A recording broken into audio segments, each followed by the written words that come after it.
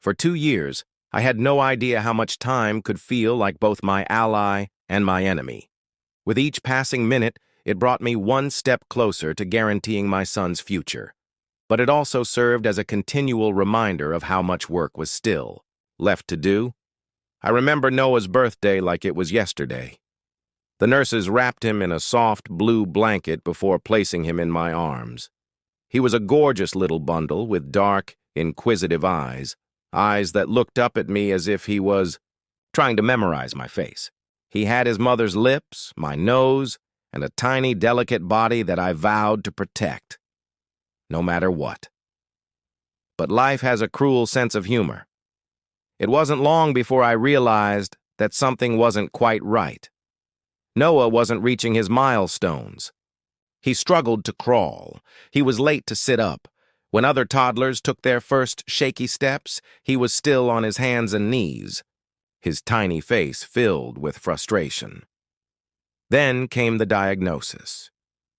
I remember sitting in that cold, antiseptic doctor's office, gripping the arms of my chair as the specialist explained Noah's congenital condition. It wasn't life-threatening, but it would make life incredibly difficult. Without surgery, Noah would struggle to walk normally. He would always be the child left behind. Surgery could fix his condition, but when they told me the cost, $112,000, my breath caught in my throat. At the time, I was working in a factory. My wages were barely enough to cover our basic needs, let alone six-figure medical expenses. I had no savings, no wealth, just my willpower. And that day, as I sat in that office with Noah curled in my lap, his tiny hands gripping my shirt, I knew I had to fight for him. The grind began immediately. I cut back on everything. No eating. Out. No unnecessary spending. Every extra dollar went straight into a separate savings account. I picked up more shifts, arriving early, leaving late. When that wasn't enough, I took on a second job, loading and unloading trucks on weekends.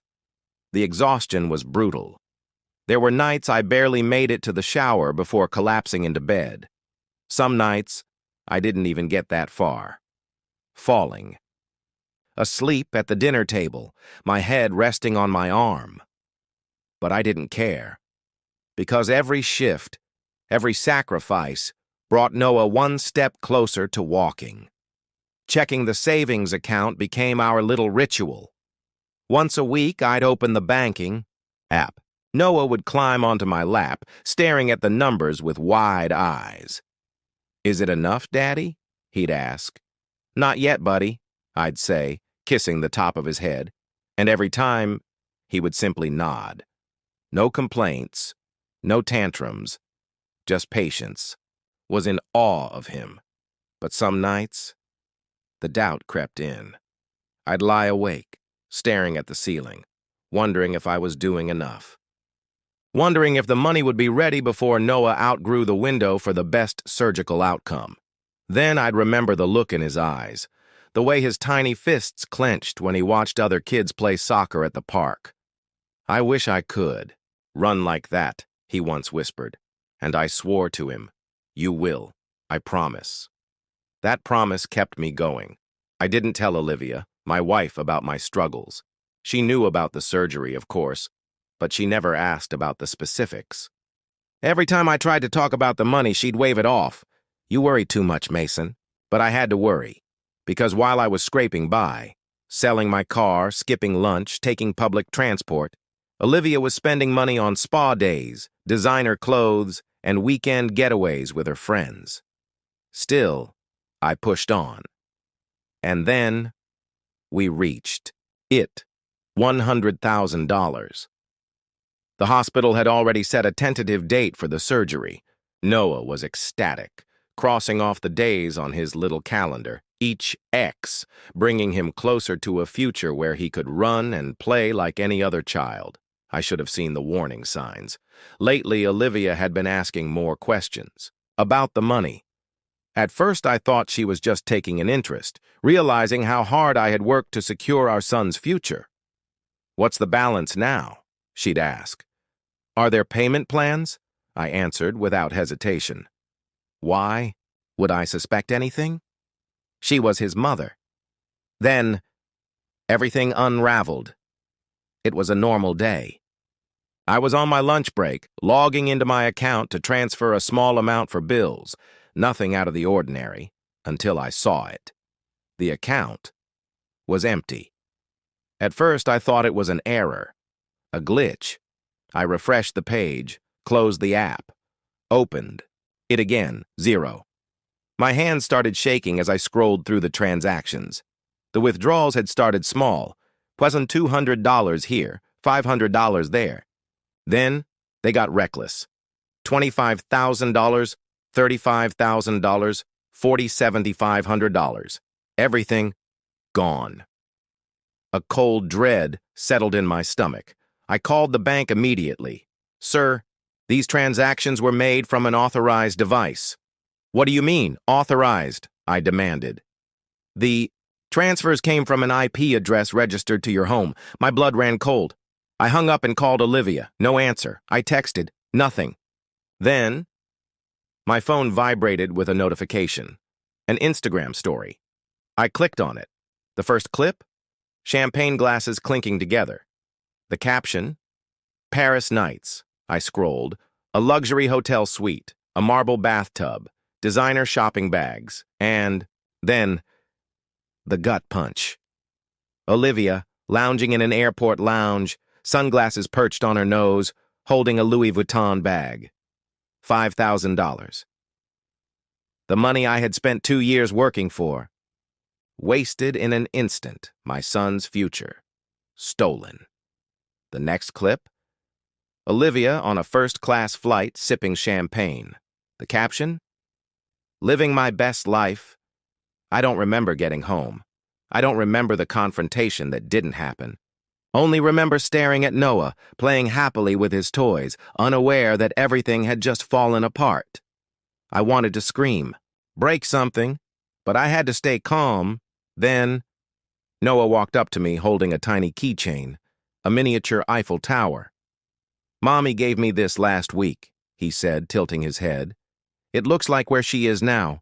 My stomach dropped. She stole my son's future. She took everything I worked for, and she thought she could just walk away? No, she was going to learn exactly how wrong she was. I finally let out a breath. She went on. This isn't going to be easy, and I tensed, wondering why. Instead, she reclined in her chair and said, Olivia is going to fight hard, stretch this out, and claim the money was a marital asset. But she refused to comply and would delay the proceedings. I clenched my jaw. So what should we do? She grinned and said, We'll make her life miserable until she pays me. Like this attorney constructing the case, Claire and I started working. That afternoon. Olivia's purchases in Paris were noted. A big check mark, which also compiled all of her Instagram posts where she acknowledged spending my money. The heavy checkmark obtained witness accounts from those Olivia boasted to. We ultimately had a strong case, so I filed the complaint that night. When Olivia discovered she had lost, the call came at midnight. I waited for her to tell me.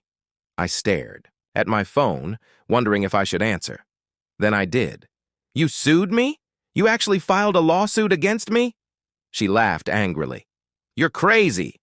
I just stopped letting you win, Olivia. Silence, for the first time. Calm down. She was silent for a while. I grinned as she finally realized I was going to get my justice. She was on the verge of losing everything after I got our son's money back. The problem with family is that you tend to assume you know where everyone stands, until something goes wrong. But I always thought my family would act morally, no matter what. That we would all agree something terrible was wrong when someone in our circle did it. But when Olivia stole $122,000 from our son, I retaliated, and soon I discovered the truth. Sometimes family isn't only about blood, it's about who truly supports you. The day after Olivia's death, I received a call from her mother. That was my clue. Not everyone was on my side. Mason's voice came through the line. I answered, bracing myself. "I know you're upset," she groaned. I cut her off. "Coded in forced calm. Can we talk about this?" "There's nothing to talk about," I said. "She left our kid unable to walk after stealing the money for his treatment." "You assume being upset will hide it," I said, but she hesitated. "A mistake is forgetting an anniversary. A mistake is backing into a car in a parking lot." But this? Olivia had planned it. She had gradually depleted the account for weeks, all while staring into our son's eyes, knowing she was robbing him of his future. That wasn't an error. That was theft. Her mother chimed in. "Let's just figure something out. As a family." I tightened my jaw. She had many opportunities to act morally, but she chose not to. I ended the call after 5 minutes. Then Olivia's father called. Same reasons. But this time, he offered us $2,000. "We'll pay you," he said. $2,000? I almost chuckled. "You mean $122,000?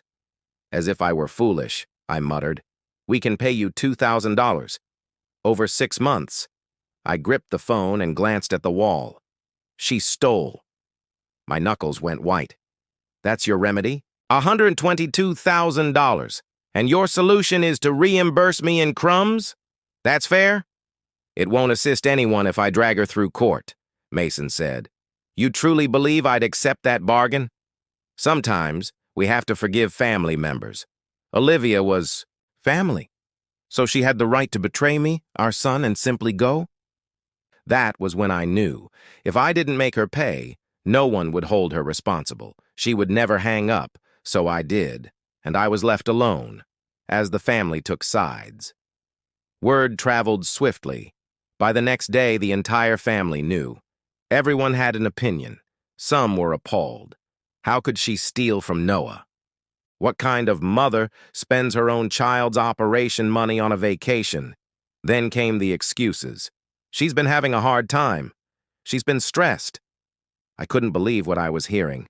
They were downplaying it, defending it, as if Noah wasn't actually suffering, as if taking your own son's ability to walk wasn't terrible enough. And then there were the middle grounders, the worst ones, the ones who refused to choose a side. "I can see both sides," they said. Noah was hurting. And yet, one relative had the audacity to say, "You're both hurting." Olivia was in Paris writing about self-care while sipping espresso at a cafe.